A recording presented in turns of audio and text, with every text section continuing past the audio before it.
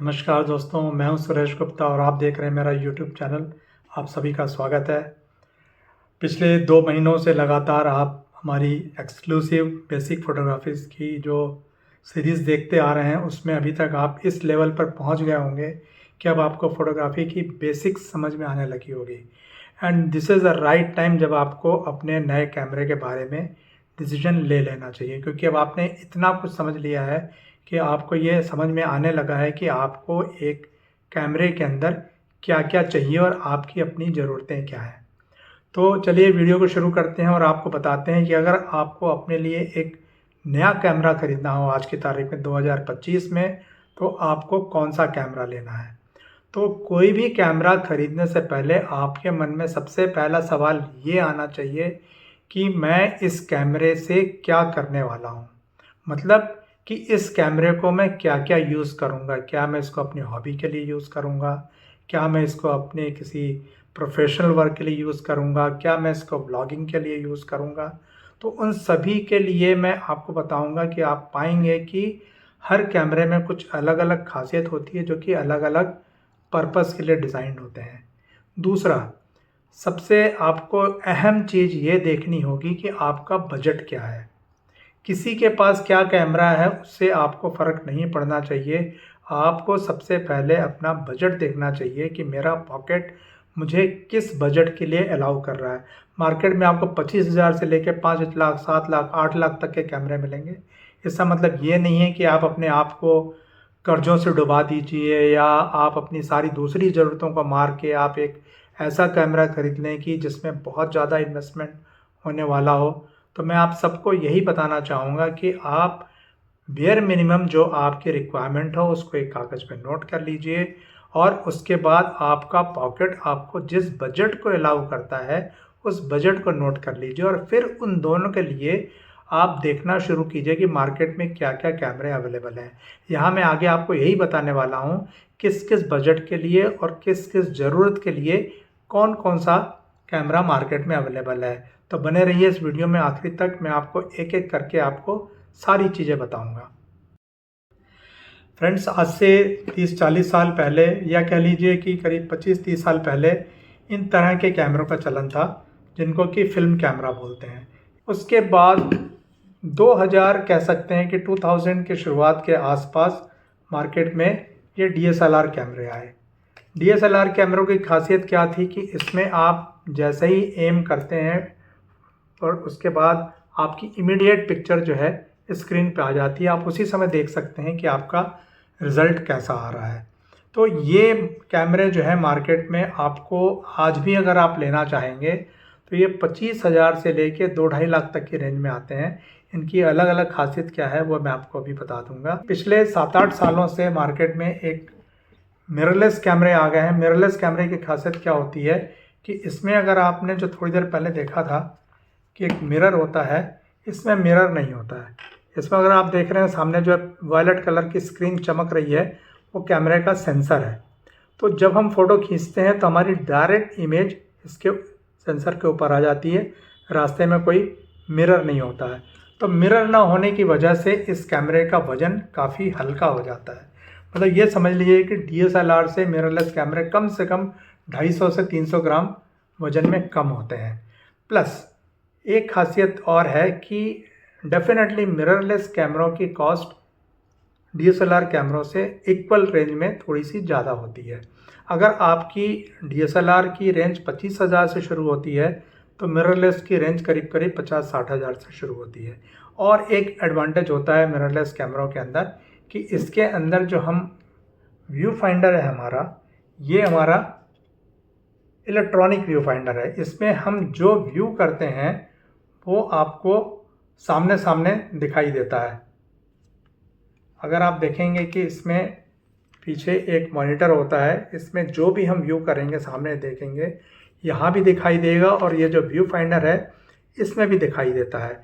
और इसमें real time picture, मतलब इसमें जो हम देख रहे होते हैं प्लस हमारा जो एक्सपोज़र का क्या इफ़ेक्ट आएगा, हमारे फोकस का क्या इफ़ेक्ट आ रहा है, या हमारे जो आईएसओ है उसको डालने से हमारी पिक्चर कितनी लाइट और कितनी डार्क हो रही है, वो सब कुछ हमें व्यू फाइंडर में दिखाई देता है। वेयर एज़ जो हमारे डीएसएलआर कैमरे हैं इसमें जो है ऑप्टिकल व्यू फाइंडर होता है, इसमें इलेक्ट्रॉनिक व्यू फाइंडर नहीं होता है। तो इसमें जो मिरर के थ्रू जो इमेज आती है व्यू फाइंडर के अंदर, खाली हमको वही दिखाई देती है। तो इसमें जब आप आँखों पे लगाते हैं तो आपको जो भी एडजस्टमेंट आपने लगाया हुआ है, जितना आपने शटर स्पीड लगाया है, जितना आपने अपर्चर लगाया, जितना आपने आईएसओ लगाया है, उसका क्या इफेक्ट आपकी फ़ोटो पर पड़ने वाला है वो एकदम से आपको व्यू करते समय दिखाई नहीं देता। जब आप एक फ़ोटो खींचते हैं और उसके बाद जब आप ऐसे करके देखते हैं तो ही आपको पता चलता है कि आपकी इमेज कैसी आने वाली है। तो हमेशा आपने देखा होगा कि जितने भी DSLR यूज़र्स हैं,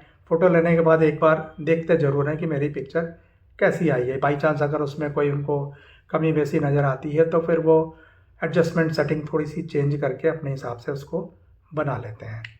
तो बेसिकली ये डिफरेंस था DSLR में और मिररलेस कैमरे में। अब आपको एक और डिफरेंस बताते हैं, चाहे वो मिररलेस हो चाहे वो DSLR हो, दो बेसिक तरह के कैमरे आते हैं। तो मेन डिफरेंस होता है कैमरों में।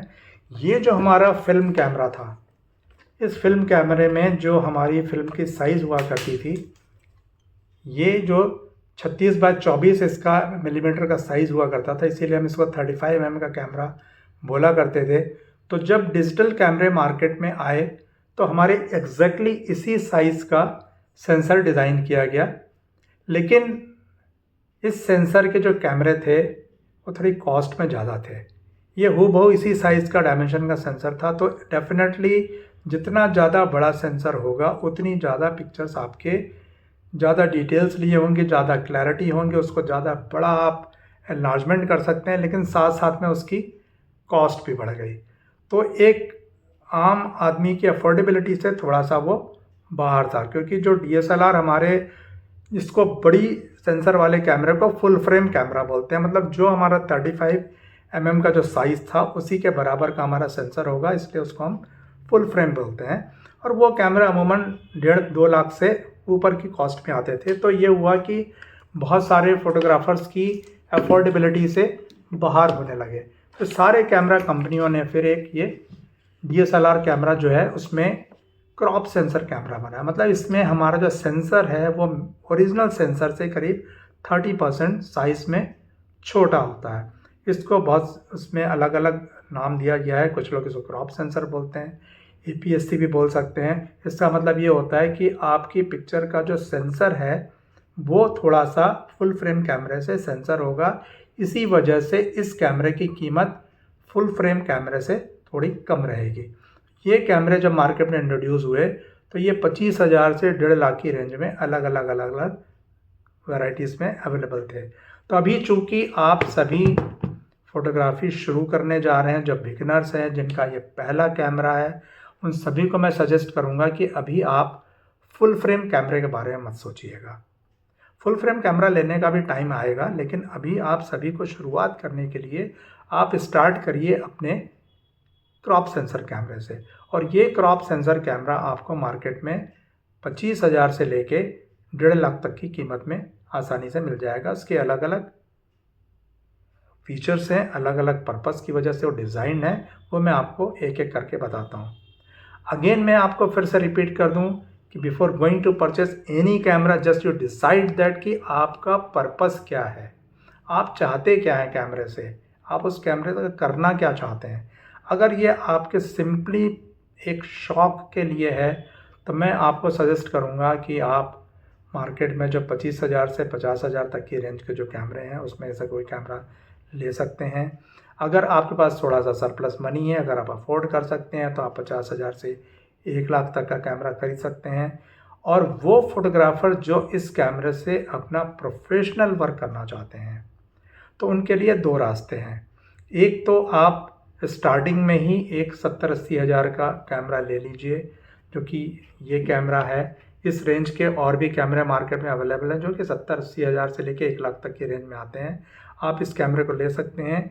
या फिर अगर आपके पास पैसों की थोड़ी सी कमी है तो आप DSLR का कोई भी मॉडल, जो मैं आपको एक एक करके बताऊंगा, आप, चूँकि DSLR अब थोड़ा सा बनना बंद हो गए हैं, 1-2 DSLR ही मार्केट में अवेलेबल हैं। जैसे कि मतलब इसमें बिगनर लेवल के जो DSLR हैं उसमें आपको हो सकता है नाइकॉन का D3500 मिल जाएगा, या कैनन का 3000D मिल जाएगा। इस तरह के कैमरे मिल जाएंगे जो कि 35 से 40 हज़ार की रेंज में आ जाते हैं।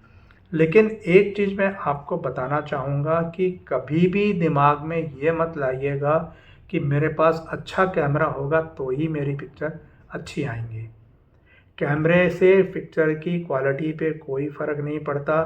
अगर पिक्चर पे किसी चीज़ का फ़र्क पड़ता है तो वो दो चीज़ें हैं। एक तो होता है आपका लेंस, कि आपने उसके ऊपर कौन सा लेंस लगाया है, और दूसरा होता है आपकी नॉलेज लेवल कितनी अच्छी है।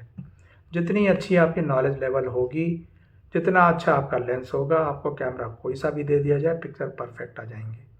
और एक चीज़ मैं आपको और बताना चाहता हूँ जो कि शायद बहुत कम लोगों ने ध्यान दिया होगा, कि अगर आप 50,000 का कैमरा खरीदिए या 1 लाख का कैमरा खरीदिए, मोरलेस सभी कैमरों के अंदर जो सेंसर होता है वो एक ही होता है। जैसे कि ये मेरे पास नाइकॉन का Z50 है, इसमें Z30 भी आता है, Z50 है, ZFC भी आता है। सभी की कीमत अलग अलग है, 60,000 से 1 लाख की रेंज में आते हैं। सबके पर्पस अलग अलग हैं, सबके फीचर्स अलग अलग हैं, लेकिन सबकी कॉस्ट अलग अलग है और सभी के अंदर सेंसर एक ही डला हुआ है। तो मेरा कहने का मतलब ये है, चाहे आप Z30 से पिक्चर लेंगे या Z50 से लेंगे या ZFC से लेंगे, पिक्चर क्वालिटी आपकी सेम आने वाली है। उसी तरीके से कैनन के भी 4-5 मॉडल्स हैं मिररलेस में, या बहुत सारे मॉडल्स हैं आपके DSLR में। अगर आप देखेंगे कि अगर सेंसर सेम यूज़ किया है सब में, तो पिक्चर क्वालिटी पे आपका कोई फ़र्क नहीं पड़ने वाला। तो अभी मैंने जितने भी कैमरे आपको दिखाए हैं, इसमें आप खाली लेंस बदलते जाइए, आपकी पिक्चर क्वालिटी इम्प्रूव होती जाएगी। बाकी कैमरे की बॉडी से आपकी पिक्चर क्वालिटी में बहुत ज़्यादा फ़र्क नहीं आने वाला। तो मैं फिर से रिपीट करता हूँ कि सबसे पहले आप डिसाइड करिए कि आपका पर्पस क्या है। तो सबसे पहला पर्पस जो आजकल बहुत ज़्यादा वाइडली यूज़ हो रहा है, कि लोगों में एक सोशल मीडिया के लिए या ब्लॉगिंग के लिए या इंस्टाग्राम के लिए या रील बनाने के लिए एक शौक़ बढ़ता जा रहा है। हर नौजवान लड़के लड़की का शौक़ होता है कि मैं अपनी रील बनाऊं, या मैं अपना एक ब्लॉग बनाऊं, या मैं अपनी, जैसे मान लो मुझे कुकरी की अच्छी प्रैक्टिस है तो मैं कुकरी का कोई यूट्यूब चैनल लगाऊं, या मुझे ड्रेस डिज़ाइनिंग का शौक़ है तो मैं ड्रेस डिज़ाइनिंग का यूट्यूब चैनल बनाऊं। बहुत सारे तरह तरह के लोगों के शौक़ होते हैं। तो मार्केट में मैन्युफैक्चरर्स ने इन सभी चीज़ों को नज़र में रखते हुए हर नीड के लिए अलग अलग कैमरा बनाया हुआ है। तो मैं आपको बारी बारी से बताता हूँ। जैसे मान लो अभी मेरे पास नाइकॉन का एक कैमरा मेरे हाथ में है, तो मैं आपको नाइकॉन के ही कैमरों के बारे में बताता हूँ। अब ये नाइकॉन का कैमरा जो अगर आप मार्केट में लेने जाएंगे तो ये करीब करीब आपको 80,000 से 90,000 के आसपास मिल जाएगा। अब जब आप कैमरा ख़रीदने जाते हैं तो चाहे आप किसी भी पर्पज़ के ले रहे हों, मैं आपको एक चीज़ बताना चाहूँगा कि जब भी कोई कैमरा मिलता है तो नॉर्मली उसके साथ में एक किट लेंस होता है। किट लेंस के साथ जो कैमरे की जो कीमत होती है, नॉर्मली एक एवरेज कीमत होती है। मान लीजिए जैसे अगर ये कैमरा 40,000 का है तो इसमें कैमरे में लेंस की कीमत हार्डली 5-6 हज़ार रुपये होगी। तो अगर आप चाहें तो इसको बिना लेंस का भी खरीद सकते हैं, तो डेफिनेटली आपकी कॉस्ट में से 5-6 हज़ार माइनस हो जाएगा। अब इस लेंस को लेने के बजाय आप एक कोई अच्छा लेंस लीजिए। अच्छा लेंस का मतलब नॉर्मली जो प्राइम लेंस होते हैं, जिसको मैं आगे अलग से बताऊंगा आपको कि प्राइम लेंस क्या होते हैं और जूम लेंस क्या होते हैं। तो आप एक 50 mm का लेंस या 35 mm का लेंस अगर आप ले लेते हैं तो डेफिनेटली आपकी पिक्चर क्वालिटी और ज़्यादा अच्छी आ जाएगी। इसमें ये दिक्कत ज़रूर आ जाएगी कि आपकी जूमिंग नहीं हो पाएगी। आपको पिक्चर को क्लोज और फार करने के लिए आपको खुद को आगे पीछे करना पड़ेगा, लेकिन इन लेंसेज की जो शार्पनेस होती है उसका कहीं कोई जवाब नहीं है। तो इवन आप एक साधारण से कैमरे से भी इस लेंस से आप एक प्रोफेशनल फ़ोटोग्राफी कर सकते हैं। वैसे एक चीज़ मैं आपको और बताना चाहूँगा कि कोई भी कैमरा ख़रीदने से पहले अगर आप उसको रेंट पे लेके यूज़ कर लें एक बार, तो वो ज़्यादा अच्छा होगा। आजकल तरह तरह के कैमरे मार्केट में रेंट में मिल जाते हैं। या अगर आपके किसी फ्रेंड के पास हो, अगर वह अलाउ करता हो आपको कैमरा कुछ दिनों के लिए देने के लिए, पहले आप यूज़ करके देखिए। क्योंकि देखो, कैमरे एक ऐसी चीज़ है जो कि रोज़ नहीं खरीदे जाते। कहीं भी आपको कैमरा खरीदने के बाद कोई रिग्रेट ना हो, इसलिए पहले लेने से पहले आप उस कैमरे को अच्छे से देख लो कि आपके कितने काम का है। और एक चीज़ और बता दूं, आप कभी भी दूसरे के कैमरे को देख के लालच में मत आना कि काश मेरे पास वो कैमरा होता तो मेरी उससे भी अच्छी पिक्चर आती या उसके जैसी पिक्चर आती। ऐसा बिल्कुल नहीं है। आपके पास जो भी कैमरा आपको मिलता है, आप उससे प्यार कीजिए, उसको संभाल के रखिए और उसके सारे फीचर्स को एक्सप्लोर करना सीखिए कि उस कैमरे के अंदर क्या क्या दिया हुआ है। उसके एक एक फीचर्स को इस्तेमाल करिए। जिस दिन आप उसका एक एक फीचर यूज़ करना सीख जाएंगे, उस दिन आप अपने आप को एक सक्सेसफुल फोटोग्राफर समझिएगा। और फिर अगर आपको लगता है कि नहीं, ये कैमरा मेरे लिए कम पड़ रहा है, तो आप उसके अगले वाले पायदान पे, अगले वाले फीचर्स पे, अगले वाले जो भी रेंज का कैमरा हो उस पे जाने के बारे में सोचिएगा। अब एक चीज़ मैं आपको नेक्स्ट बताता हूँ कि अगर आपका बजट कम है तो आप सेकंड हैंड कैमरे के बारे में भी जा सकते हैं, सोच सकते हैं। मार्केट में ख़ास तौर पे जब से ये मिररलेस कैमरे आ गए हैं, तो डीएसएलआर की सेल मार्केट में बहुत ज़्यादा हो रही है। क्योंकि हर फोटोग्राफर में क्रेज़ है, यार मुझे डीएसएलआर चाहिए, सॉरी मुझे मिररलेस चाहिए। तो लोग अपने अपने डीएसएलआर को बेच रहे हैं।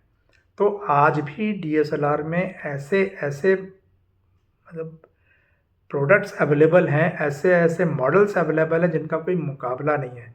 फॉर एग्ज़ाम्पल अगर मैं आपको बोलूँ, नाइकॉन का जो D7500 मॉडल है, मैंने उसके जैसा कैमरा आज तक नहीं देखा। इतना अच्छा कैमरा है, इतना स्टडी है, इतना मतलब मजबूत कैमरा है वो, जो कि करीब करीब पिछले 12 साल से मार्केट में चल रहा है। और आप अगर आज से कोई 7 8 9 साल पुराना अगर प्रोफेशनल फोटोग्राफर होगा, देखिएगा मैक्सिमम लोगों के पास जो है नाइकॉन का D7500 मिलेगा। लोगों का मोस्ट लवेबल कैमरा है। अगर वो कैमरा अगर आपको मार्केट में 20,000, 25,000, 30,000 की रेंज में मिलता है, आप उसको अच्छे से परख लीजिए। अगर वो अच्छा दिखता है, आपको लगता है कि फंक्शनैलिटी उसकी अच्छी है या आपके किसी पहचान वाले का है, तो आप उसको बहुत आराम से खरीद सकते हैं और आपको बहुत अच्छा रिजल्ट देगा। उससे आप बिल्कुल प्रोफेशनल काम भी कर सकते हैं। उसी तरह से कैनन के कैमरे हैं या सोनी के कैमरे हैं। अगर डीएसएलआर कैमरे आपको 20,000 से 25-30,000 की रेंज में मिल जाते हैं अच्छे, तो आज आप जो कैमरा 70-80-90,000 खर्च करके पाएंगे, सेम क्वालिटी ऑफ इमेजेस आपको 20-25,000 रुपये में मिल जाएगी। पहले उससे आप अपना काम शुरू करिए, थोड़े पैसे अर्न करिए। जिस दिन आपके पास पैसे हो जाएंगे, उस दिन आप अपना एक नया कैमरा किसी भी ब्रांड का, किसी भी मॉडल का खरीदने के बारे में सोच सकते हैं। लेकिन एकदम से अगर आप अपनी जेब की सारा कैपिटल कैमरा खरीदने में लगा देंगे या कहीं से उधार लेके अगर आप कैमरा खरीद लेंगे, तो अगर मान लीजिए कि उतने पैसे आपको रिटर्न में नहीं मिल पाए, तो आपको एक फ्रस्ट्रेशन होगा। और ये भी मैं बता दूं आपको कि डे वन से किसी को मार्केट में हायर प्राइस कभी नहीं मिलते। पहले आपको अपने आप को प्रूव करना पड़ेगा, अपने आप को इस्टेब्लिश करना पड़ेगा। उसके बाद ही मार्केट का कस्टमर आपको पैसे देना शुरू करेगा। तो मेरा तो आप सभी को सजेशन है कि मार्केट में जो भी सेकेंड हैंड कैमरा अच्छी क्वालिटी में, अच्छी कंडीशन में अगर आपको मिल जाता है, तो आप ले लीजिए, उससे अपना काम शुरू कीजिए और मार्केट में स्टैब्लिश होने की कोशिश कीजिए। आप 1-1.5 साल में अगर मार्केट में स्टैब्लिश हो जाते हैं, साल भर में आप इतना कमा लेते हैं, इतना बचा लेते हैं कि अब आप एक नया कैमरा खरीद सकते हैं, तो आप उसके बाद एक नया कैमरा ले लीजिए। और एक चीज़ और भी बताना चाहूँगा आपको कि कैमरा आप कोई सा भी खरीदें, लेकिन लेंस आप अच्छा से अच्छा खरीदिएगा। लेंस कौन सा लेना है आपको, ये मैं आपको आने वाले समय में दूसरे वीडियोस में डिटेल में बताऊंगा। और कैमरा सेकंड हैंड अगर खरीदने जाते हैं, तो आपको क्या क्या देखना है ताकि आपको धोखा ना हो, उसके लिए भी मैं अलग से एक एक्सक्लूसिव वीडियो बनाऊंगा। आप उसको देखते रहिएगा। आज के वीडियो के लिए इतना काफ़ी है कि सबसे पहले आप अपनी ज़रूरतें एक कागज़ पर लिस्ट करिए कि आपकी ज़रूरतें क्या हैं, और आप अपना बजट लिस्ट करिए कि आपको किस प्राइस रेंज का कैमरा चाहिए। उसके बाद ही आप अगला कैमरा लेने के बारे में, नया कैमरा लेने के बारे में सोचिएगा। यहाँ मैं आपके रेफरेंस के लिए कुछ कैमरे और उनके मॉडल्स, उनकी प्राइस रेंज दे रहा हूँ, उसको आप पढ़िए, स्टडी करिए। ये सारे कैमरे मार्केट में अवेलेबल हैं। इनमें से जो भी कैमरा आपको पसंद आए, आप अपनी रेंज और अपनी रिक्वायरमेंट के हिसाब से ले सकते हैं। दोस्तों, यदि आज का मार्केट देखा जाए तो लगभग सभी क्रॉप्स सेंसर कैमरे 1 लाख रुपए के अंदर आ जाते हैं। यदि फुल फ्रेम कैमरा लेना होगा तो 1 लाख के ऊपर जाना होगा, फिर यह बजट 5 से 6 लाख तक भी पहुंच सकता है। इस वीडियो में हम आपको सिर्फ क्रॉप्स सेंसर कैमरों के बारे में ही बताएंगे, साथ ही यह भी बताएंगे कि आपके पैसों में मार्केट का बेस्ट कैमरा कौन सा आ सकता है। जबकि Z30 करीब 60 से 65 हज़ार रुपए में आता है, Z50 करीब 80 हज़ार का मिलेगा और ZFC 90 हज़ार से 1 लाख के बीच में आता है। अब अगर आपका उद्देश्य अच्छी और शार्प पिक्चर लेना है तो इनमें से कोई भी कैमरा ले लीजिए, पिक्चर क्वालिटी सेम ही आएगी। इसी तरह सोनी ने भी 60 हज़ार से 1 लाख प्राइस के 5 से 6 मॉडल्स निकाले हैं, जैसे कि सोनी 6100, 6300, 6400, 6500, 6600 और सोनी ZV-10। इन सभी कैमरों का सेंसर भी एक ही है। सभी का मेगापिक्सल 24 MP है और ISO range 100 to 32,000 expanded 51,200 ISO है। आप इनमें से किसी भी कैमरे को इस्तेमाल करें, पिक्चर क्वालिटी एक जैसी ही आएगी। ऐसा ही कैनॉन में भी होता है, जैसे R10, R50, R100 तीनों का मेगापिक्सल 24.4 MP है और ISO level 100 to 32,000 expanded 51,200 ISO है। अब सवाल ये है कि जब पिक्चर क्वालिटी एक जैसी ही आनी है तो बाकी मॉडल्स एक दूसरे से प्राइस में कम ज्यादा क्यों होते हैं? असल में हर अगले मॉडल में सुविधाएं बढ़ती जाती हैं, जिससे आपका काम आसान हो जाता है। जैसे जैसे प्राइस बढ़ती है, फोकस पॉइंट्स की संख्या बढ़ती जाती है, जिससे तेजी से चलती हुई चीजों पर फोकस करना आसान हो जाता है। लेकिन सोचिए, ये तेज मूविंग ऑब्जेक्ट्स स्पोर्ट्स और वाइल्ड लाइफ में ज्यादा काम आती हैं। अब अगर आपका काम इसके बिना आसानी से हो रहा है तो आपको इसका पैसा क्यों देना चाहिए? इसी तरह जैसे जैसे प्राइस बढ़ती है, कैमरे का बर्स्ट रेट भी बढ़ता है। शुरुआती मॉडल में 6 FPS होता है और यह बढ़ते बढ़ते एडवांस मॉडल में 40 से 50 FPS तक पहुंच जाता है। लेकिन ये फीचर भी स्पोर्ट्स और बर्डिंग में ही काम आता है। जनरल पर्पस या वेडिंग फोटोग्राफी के लिए 4 से 10 FPS जरूरत से भी ज्यादा है। बर्स्ट स्पीड एक ऐसा टूल है जिसे हमेशा इस्तेमाल नहीं करना चाहिए। ये सिर्फ रेयर शॉट को कैप्चर करने के लिए होता है, जहां आपको लगता है कि ये शॉट मिस नहीं होना चाहिए या दोबारा इस तरह का शॉट नहीं आएगा। एक बात और समझ लीजिए कि यदि आप बर्स्ट मोड में 30 से 40 फोटो लेते हैं तो कैमरा उन सभी फोटो को प्रोसेस करने में कुछ सेकंड का समय लेता है। मतलब इतनी देर के लिए कैमरा हैंग हो जाता है और उस समय आप और कोई पिक्चर नहीं ले सकते। सस्ते या महंगे कैमरे से वीडियो क्वालिटी भी समान ही आती है। मतलब अगर एक मॉडल में HD वीडियो आता है तो एडवांस मॉडल में भी HD ही आएगा। अगर लोअर एंड मॉडल में 4K है तो एडवांस मॉडल में भी 4K ही होगा। बस फर्क इतना होगा कि किसी में आर्टिकुलेटेड टच स्क्रीन होगा, किसी में नहीं होगा, किसी में व्यू फाइंडर होगा, किसी में नहीं होगा, किसी में बिल्ट इन फ्लैश होगा, किसी में नहीं होगा। लेकिन इन सब फीचर्स के होने या न होने से पिक्चर क्वालिटी में कोई फर्क नहीं आएगा। अब प्रश्न यह उठता है कि अच्छी पिक्चर लाने के लिए क्या करें? तो पिक्चर क्वालिटी के लिए आधा काम कैमरा सेंसर करता है और आधा काम कैमरे का लेंस करता है। अभी तक हमने जितने भी वेरिएंट बताए, उनमें से आप अपनी बजट और जरूरत का कोई भी कैमरा चुन लीजिए, लेकिन सिर्फ कैमरे की बॉडी ही खरीदिए। कैमरे के साथ जो लेंस मिलता है, जो जनरली 18-55 mm या 16-50 mm होता है, ऐसा कोई भी लेंस आप मत लीजिए। याद रखिए, पिक्चर की शार्पनेस और कलर डायनामिक्स लेंस ही तय करता है। इसलिए आप चाहे हॉबीस्ट हो या प्रोफेशनल फोटोग्राफर, कैमरे के साथ एक 18-105 mm, 18-140 mm या 18-150 mm जो भी आपके कैमरे के लिए सूटेबल हो वो ले लीजिए। इस लेंस से आपकी पिक्चर्स बहुत ही शार्प आएंगी, जो कैमरे के किट लेंस से पॉसिबल नहीं होती हैं। नॉर्मली यह लेंस 40,000 से 45,000 में आता है। अब आप अपने टोटल बजट में से 40,000 से 45,000 घटा दीजिए। जो पैसे बचते हैं उसमें जो भी मॉडल मिले उसे ले लीजिए। आपका बेस्ट कैमरा तैयार हो जाएगा। लेकिन अभी भी थोड़ी कमी रहेगी। आपने वेडिंग फोटोग्राफी और चाइल्ड फोटोग्राफी में देखा होगा कि पोर्ट्रेट फोटो में बैकग्राउंड बिल्कुल ब्लर हो जाता है और ऑब्जेक्ट की बहुत ही शानदार शार्प पिक्चर आती है। इस तरह की पिक्चर आपके 18-140 mm टाइप के लेंस से नहीं आएगी, क्योंकि उसमें सबसे बड़ा अपर्चर f4 या f5.6 रहता है। ब्लर बैकग्राउंड के लिए आपको एक 50 mm f1.8 या 85 mm f1.8 का लेंस और लेना होगा, जिसकी कीमत लगभग 20,000 रुपये से 40,000 रुपये की रेंज में आएगी। सोनी और कैनॉन के 50 mm लेंस 20,000 रुपये से 22,000 रुपये की रेंज में आ जाते हैं। नाइकॉन थोड़ा महंगा है। जब आप मार्केट में कैमरा लेने जाएंगे तो यदि आपने निकॉन लेने का मन बनाया है तो उसके आपको 3 वेरिएंट मिलेंगे, Z30, Z50 और ZFC। तीनों की 16 से 50 mm किट लेंस के साथ कीमत अलग अलग है। Z30 64,000 रुपये का है। Z50 करीब 70,000 रुपये से 75,000 रुपये का आएगा और ZFC लगभग 80,000 रुपये का आएगा। तीनों की परफॉर्मेंस एकदम समान रहेगी, क्योंकि तीनों में ही सेंसर एक जैसा है। इसलिए मेगापिक्सल तीनों का ही CMOS सेंसर एक्सपीड 6 प्रोसेसर के साथ 22 मेगापिक्सल का है। ISO रेंज भी तीनों की 100 से 51,200 है। तीनों ही कैमरों में 4K वीडियो रिकॉर्ड की जा सकती है और तीनों का ही बर्स्ट फ्रेम रेट 11 FPS है।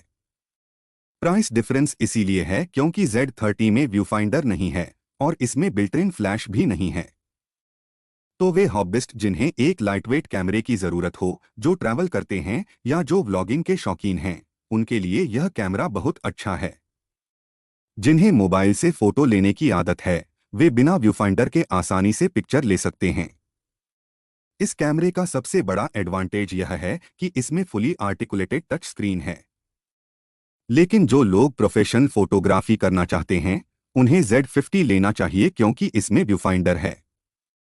स्टिल फोटोग्राफी में व्यूफाइंडर का उपयोग बहुत ज्यादा है।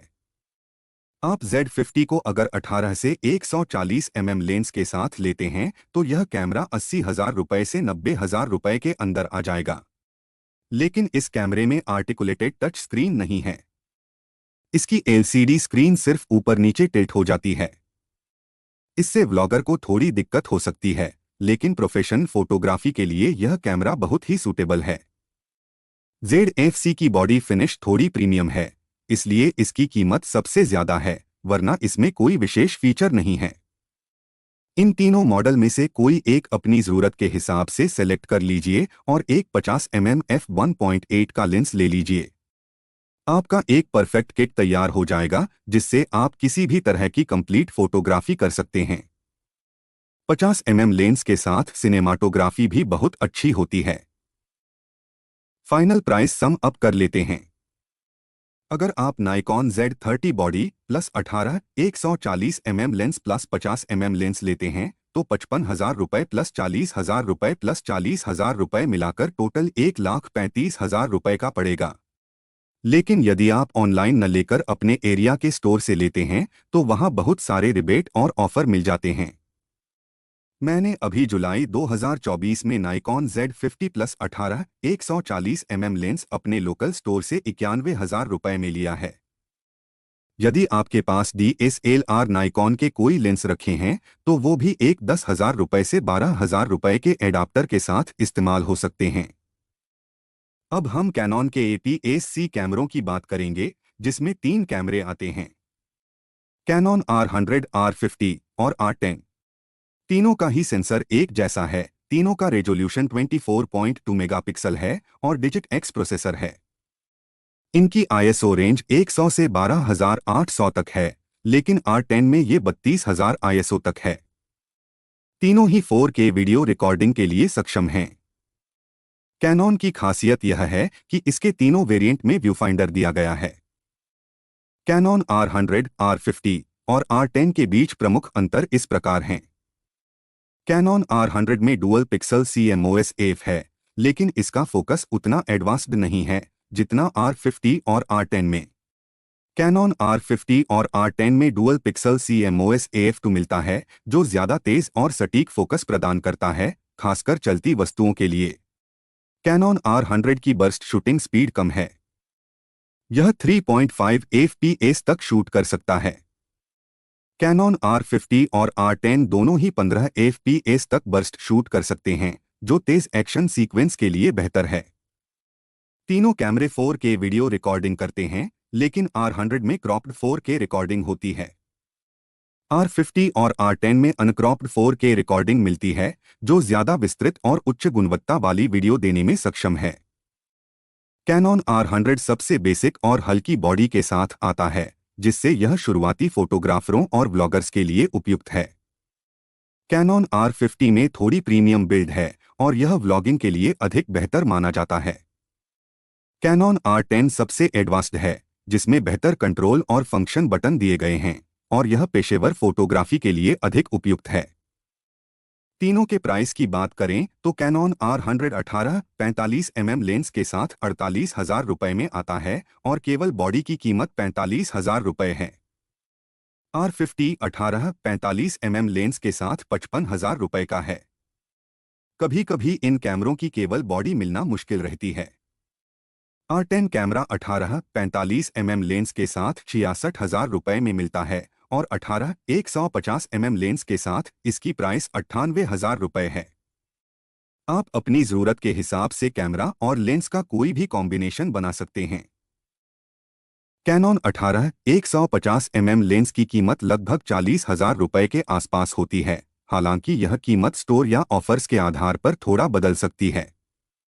कैनन के 50 f1.8 लेंस भी लगभग 20,000 रुपये तक मिल जाते हैं। अब आपको सोनी के कैमरों के बारे में बताते हैं। Soni ZV-E10, A6000, A6100, A6300, A6400, A6500 और A6600 सभी कैमरे सोनी के APS-C मिररलेस कैमरों की सीरीज का हिस्सा हैं।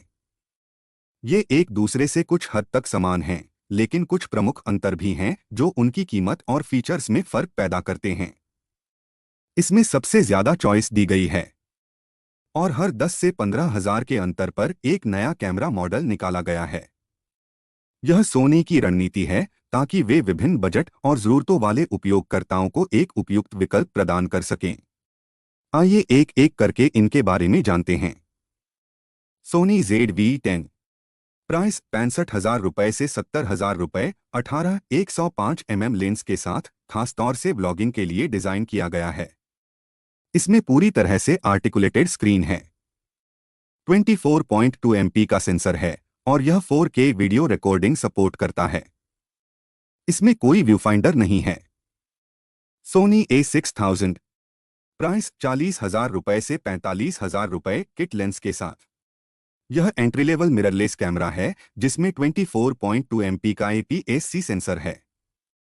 इसमें कोई 4K वीडियो रिकॉर्डिंग नहीं है और स्क्रीन केवल टिल्ट होती है।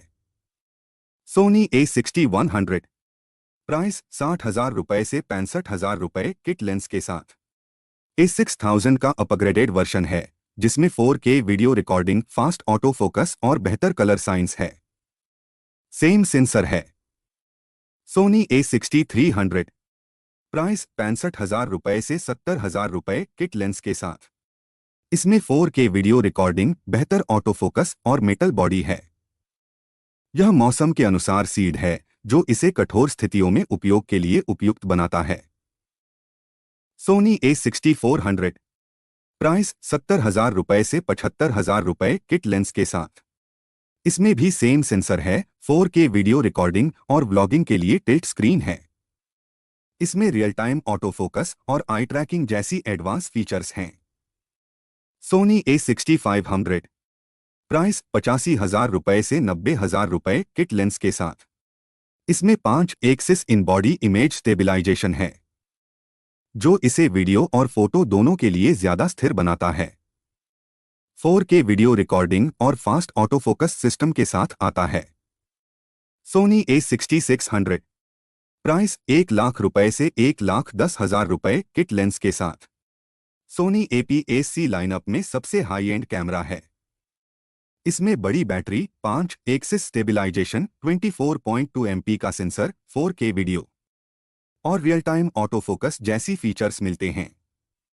सभी कैमरों में 24.2 MP का APS-C सेंसर है, इसलिए इमेज क्वालिटी काफी समान होती है। ज्यादातर मॉडल में फास्ट ऑटो फोकस सिस्टम है, खासकर A6100 से ऊपर के मॉडल्स में रियल टाइम ऑटो फोकस और आई ट्रैकिंग मिलती है।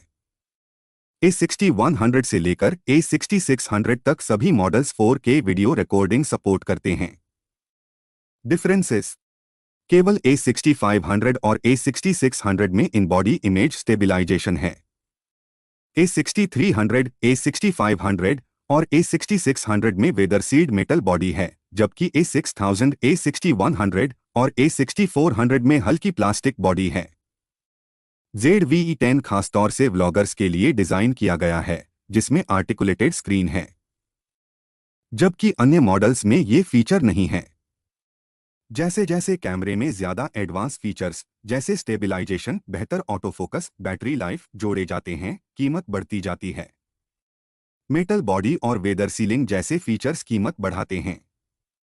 इसलिए सभी कैमरों का सेंसर समान होते हुए भी प्राइस में फर्क उनके फीचर्स, बिल्ड क्वालिटी और इस्तेमाल के हिसाब से होता है। दोस्तों, अभी तक आपको ये तो समझ में आ गया होगा कि कैमरों की प्राइस क्यों बढ़ती है। वैसे भी दुनिया में सभी कंपनियां पैसा कमाने के लिए बैठी हैं, इसीलिए वो बहुत फ्रीक्वेंटली कुछ नए फीचर्स ऐड करके एक नया मॉडल मार्केट में लॉन्च कर देती हैं। इसलिए ये हम लोगों का विवेक है कि हमें अपनी ज़रूरत और अपने बजट के हिसाब से ही खर्च करना चाहिए। तो इस वीडियो में आज इतना ही। मिलते हैं अगले मंगलवार को शाम को 4 बजे। तब तक के लिए नमस्ते, जय हिंद। अगर आपको यह वीडियो पसंद आया हो तो इसे लाइक और शेयर करें। चैनल को सब्सक्राइब भी जरूर करें। जल्दी ही मिलते हैं एक नए वीडियो के साथ। नमस्ते, जय हिंद।